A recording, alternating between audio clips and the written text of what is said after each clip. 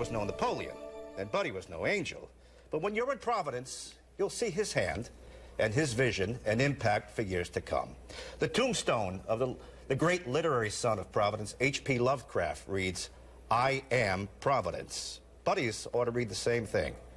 I am Providence, too.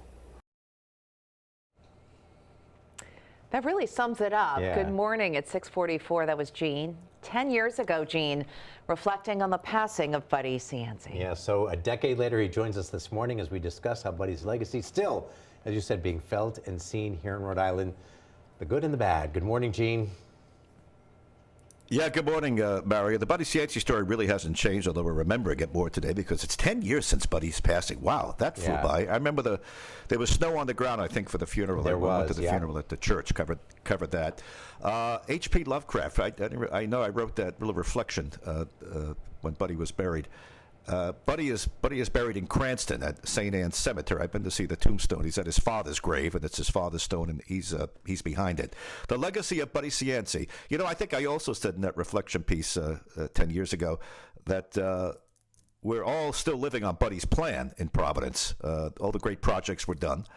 The mall, the convention center, Move the Rivers, water, fire.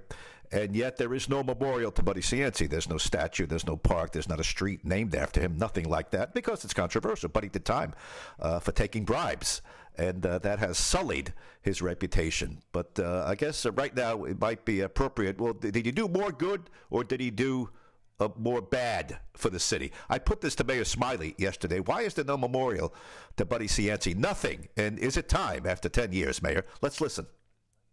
Yeah, I mean, the question of memorializing and of naming or statues are thorny questions, right? Yes. And we actually have a whole committee on this in Providence.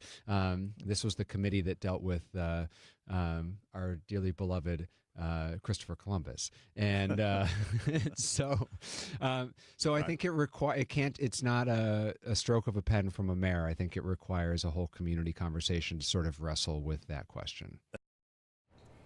I think wrestle is the right word. I don't think we're going to see anything to Buddy Cianci. It's too hot a topic. You recall when he passed away, Gina Raimondo didn't even want to lower the flags. Right. She got a lot of pushback for that. Eventually, she relented. But I guess 10 years later, we'll be telling Buddy stories. We'll be living in the city that he planned, basically. But as for memorializing him further than that, or farther than that, I don't think it's going to happen. Gene, back to you, Allison and Mary, in the studio. Your favorite memory, real quick, of covering him? Oh, just so many stories. Everybody's got a Buddy story. I was in his office once, and he was taking a phone call with an out-of-town reporter, and the question came up, how many people live in Providence? And he said 180,000, except when we're applying for a grant, we swell to 1.8 million. He was just quick, and quick witty, on his feet, and funny. He definitely was. I remember him calling me. I don't know if he was trying to butter me up. He called me the Dan Rather of Providence one time when I was trying to interview him. Yeah. When I first moved to Providence, he's like, "Did you try my sauce?" I'm like, "Not yet." Exactly. Yeah. Well, who knows? Maybe Johnston will do a statue of Buddy like they took Columbus. Statue. I don't know. But Providence is really Good a city, one, Mario. so I don't know. Maybe there's room on the island. Yeah, maybe there's room on the island for a Buddy statue. All You're right. Gene Valicenti. Gene, thanks, Gene. Thank you so much for sharing with us.